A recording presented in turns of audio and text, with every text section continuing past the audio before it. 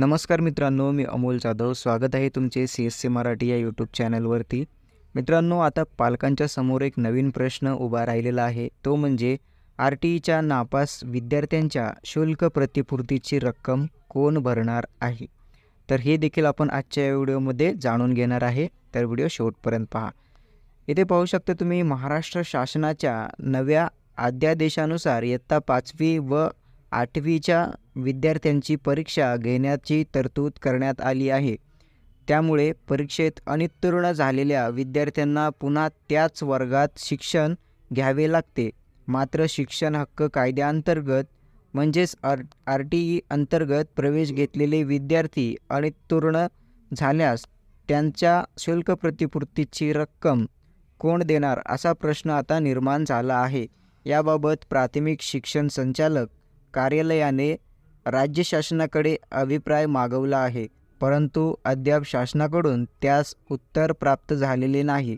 त्यामुळे गोंधळाची परिस्थिती निर्माण झालेली आहे.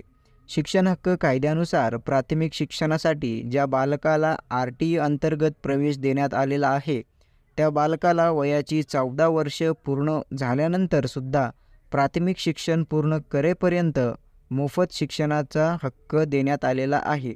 त्यामुळे विद्यार्थी 5वी किंवा 8वीमध्ये नापास झाला तरी त्या विद्यार्थ्याला शाळेतून काढता येणार नाही. मात्र काही शाळा अशा विद्यार्थ्यांना नापास करून त्यांना शाळा सोडल्याचा दाखला देत असल्याच्या तक्रारी प्राप्त होत होत्या.